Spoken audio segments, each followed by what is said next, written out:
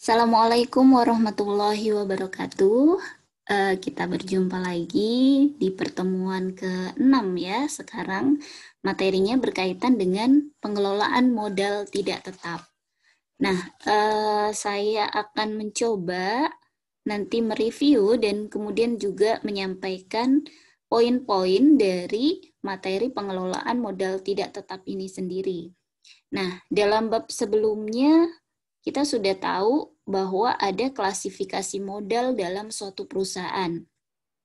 Dan salah satu klasifikasi pembagian modal itu berdasarkan frekuensi penggunaannya.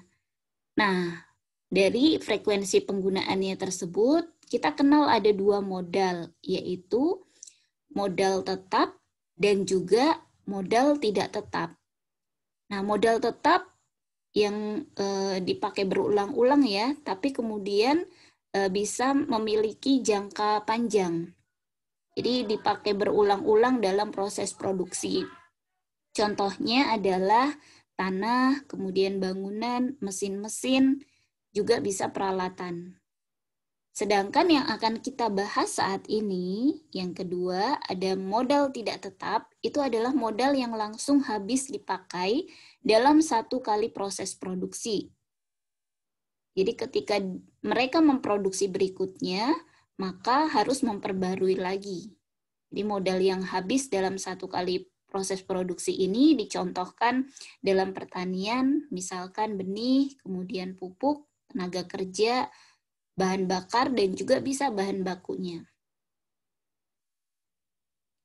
Nah, dari dua kelompok pengklasifikasian modal berdasarkan frekuensi penggunaan, yaitu modal tetap dan modal tidak tetap, ini banyak dipersoalkan dalam manajemen untuk jangka pendek. Tentu saja yang dimaksud di sini adalah modal yang tidak tetap ya, karena ketika satu kali proses produksi, maka modal ini sudah langsung habis dipakai. Sehingga di sini penggunaannya dapat diubah-ubah setiap kali proses produksi. Itulah mengapa pentingnya kita juga mempelajari dari klasifikasi yang kedua tadi, yaitu pengelolaan modal tidak tetap.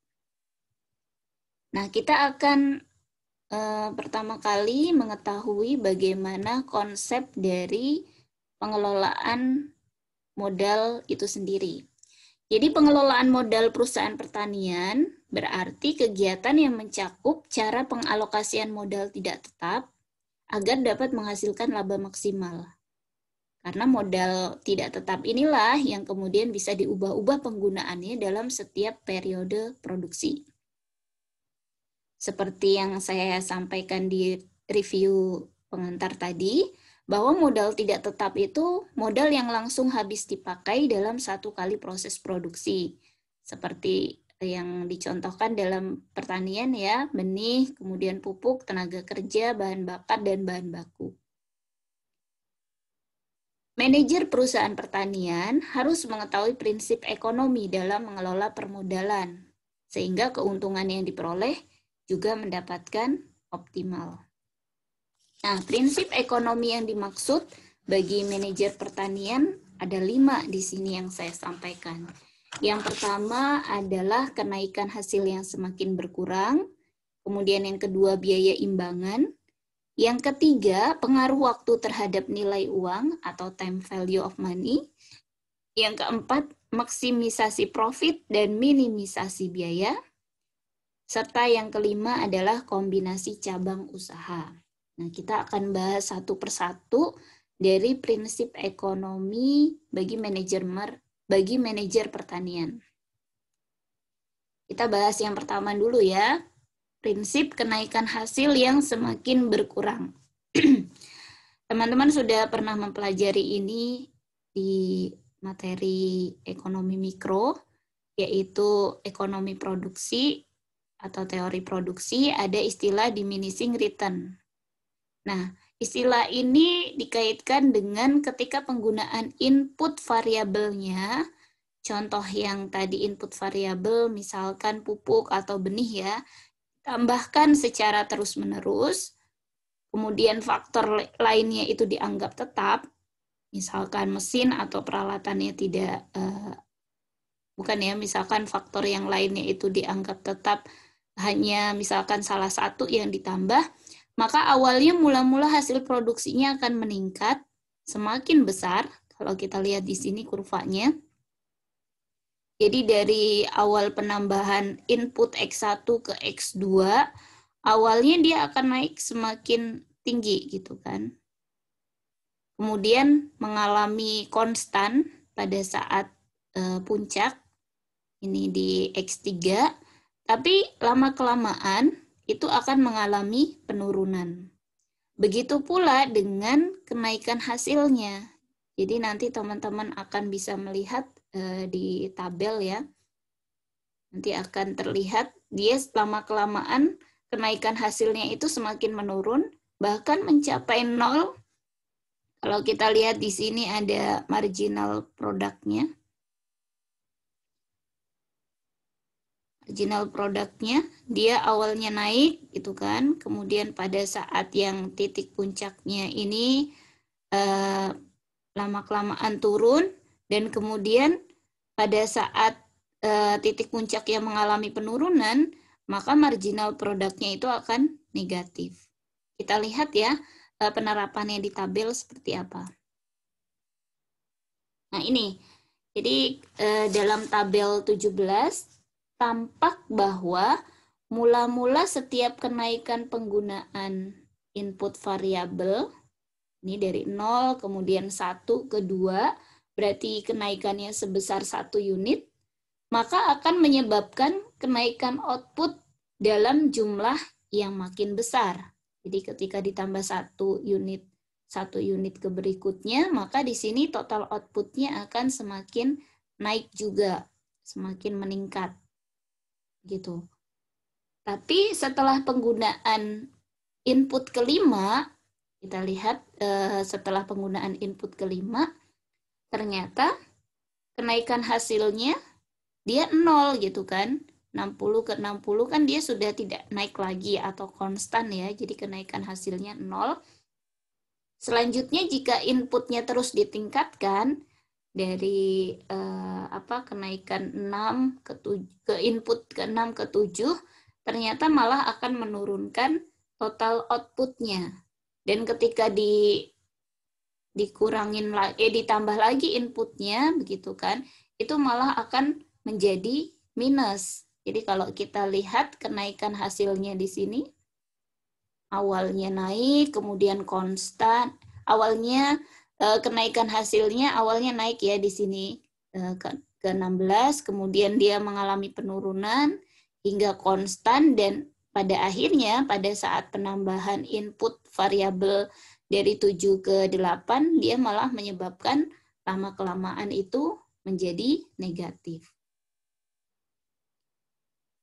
Jadi artinya apa? Ketika prinsip ini digunakan, maka manajer pertanian harus mempertimbangkan kenaikan hasil produksi pada saat input tertentu. Jadi pada saat dia sudah mengalami kenaikan sampai target yang maksimum, maka dia akan berhati-hati pada saat nanti akan ditambah itu malah menurunkan atau seperti apa. Jadi harus memperhatikan benar-benar prinsip kenaikan hasil yang semakin berkurang. Itu prinsip yang pertama. Kemudian kita menuju ke prinsip yang kedua.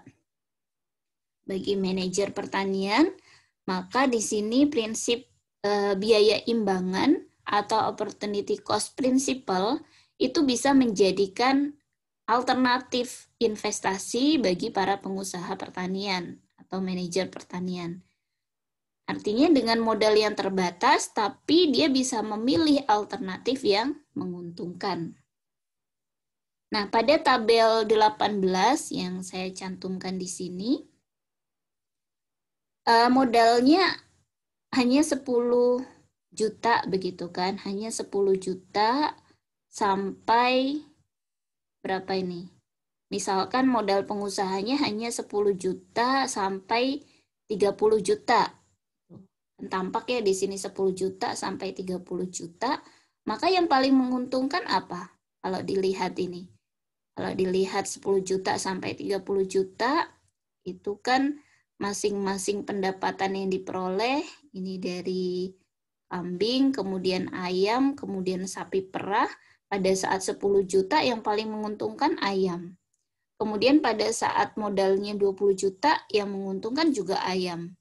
Begitu pula ketika modalnya 30 juta, itu yang menguntungkan masih juga ayam.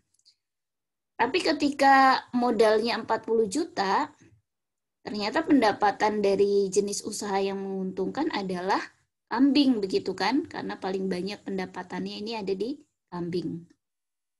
Nah, dalam prinsip biaya imbangan, pengusaha akhirnya tidak hanya akan sampai pada pilihan tersebut. Jadi tidak hanya memilih satu jenis ayam, kemudian kambing saja, begitu tidak. Tapi masih bisa mencari alternatif lain yang mungkin lebih menguntungkan. Misalnya kita lihat saja modalnya 40 juta ya. Ketika memiliki modal 40 juta, maka alternatif untuk mengkombinasikan ketiga jenis ternak tersebut, ini 40 juta ini bisa dikombinasikan. Seperti apa? Coba kita lihat di tabel berikutnya ya. Jadi kemungkinan pendapatan jika mengkombinasikan beberapa jenis ternak jika diusahakan dengan modal sebesar 40 juta.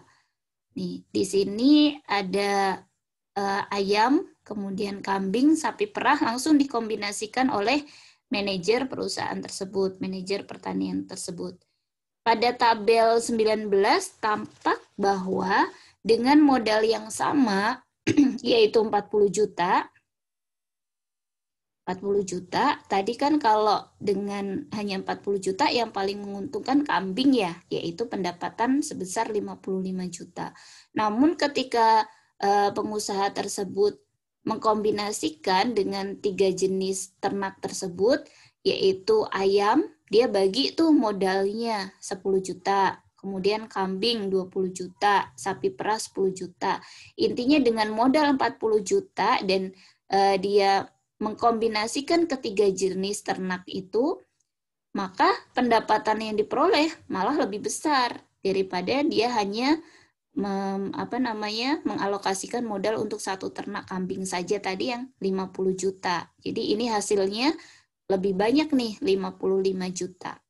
Gitu. Jadi prinsip yang kedua yaitu prinsip biaya imbangan itu memberikan alternatif bagi manajer pertanian dengan modal yang mungkin sama, tapi bisa menghasilkan keuntungan atau pendapatan yang lebih besar atau lebih tinggi. Baik, itu untuk yang prinsip kedua. Kita lanjut ke prinsip ketiga. Ada yang disebut dengan prinsip pengaruh waktu terhadap nilai uang. Time value of money principle. Nah, nilai uang kita tahu sendiri akan menurun begitu seiring dengan makin bertambahnya periode waktu. Hal ini kita tahu disebabkan dari inflasi ya, dari waktu ke waktu. Jadi kenaikan harga yang semakin meningkat dari waktu ke waktu, maka akan menyebabkan nilai uang tersebut akan semakin menurun. Itu sebabnya nilai nominal dari biaya dan penerimaan harus didiskon sesuai dengan tingkat bunga yang berlaku. Jadi di diskon itu berarti dia akan mempertimbangkan tingkat bunga yang berlaku pada saat itu. Nah, untuk prinsip pengaruh waktu ini nanti akan dibahas ya di pertemuan selanjutnya setelah UTS mengenai analisis investasi. Namun di sini saya sampaikan ketika menggunakan rumus dari discounting factor dan compounding factor, ini kita bisa mengetahui rumusnya seperti ini, yaitu present value sama dengan untuk rumus yang pertama ya, F1 dibagi 1 plus I pangkat N. N ini merupakan periode lamanya waktu. Kemudian F-nya ini berkaitan dengan future ya. Jadi di faktor dari nanti nilai uang pada saat mendatang. Sedangkan kalau menggunakan compounding faktor itu kebalikannya. Jadi penyesuaiannya adalah dengan tingkat bunga pada saat ini, yaitu future sama dengan present dikali 1 plus I pangkat N. Nah, ini selanjutnya nanti akan berkaitan dengan materi investasi setelah UTS. Kita lanjut dulu. Yang keempat adalah prinsip maksimisasi profit dan minimisasi biaya. Nah, prinsip ini mengatakan bahwa perusahaan harus berproduksi pada kondisi yang menyebabkan tercapainya maksimum pendapatan atau pada kondisi biaya minimum. Nah, kita tahu sendiri ketika fungsi biaya dan penerimaan diketahui, maka perusahaan harus berproduksi pada saat MR sama dengan MC untuk mencapai kondisi yang optimum.